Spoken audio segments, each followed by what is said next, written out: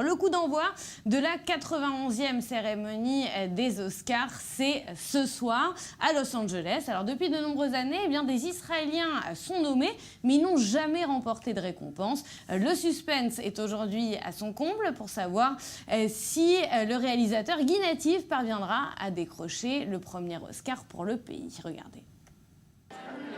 Guy Native brisera-t-il la malédiction ? Seul Israélien nommé à la 91e cérémonie des Oscars, son film Skin raconte l'histoire d'un jeune homme élevé par des skinheads qui décide brusquement de s'en éloigner grâce à l'aide d'un activiste noir et de la femme qu'il aime. Israël et les Oscars, une succession de rendez-vous manqués.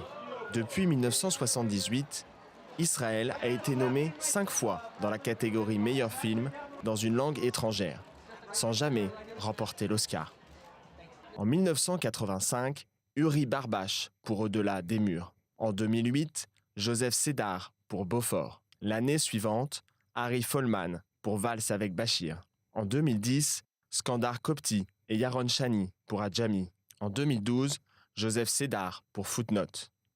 En 2018, Foxtrot de Samuel Maoz par Grand Favori. Mais il est finalement écarté de la sélection finale. Ironie du sort, c'est pour le compte de la France en 1978 qu'un réalisateur israélien a été primé avec le film La vie devant soi, adaptation du roman éponyme de Romain Gary.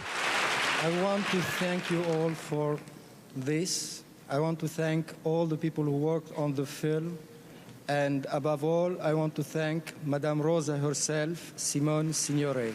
Cette année-là, dans la même catégorie, un film israélien était aussi en lice. Opération Thunderbolt de Menachem Golan. Une question se pose alors. Dans la plupart des festivals internationaux, les Israéliens remportent régulièrement des prix, à Berlin, Venise ou Cannes. Alors pourquoi les Oscars restent-ils hors d'atteinte ? La réponse se trouve sans doute dans les thématiques choisies. And the Oscar goes to... Les films liés au conflit israélo-palestinien intéressent peu le public américain et l'industrie hollywoodienne.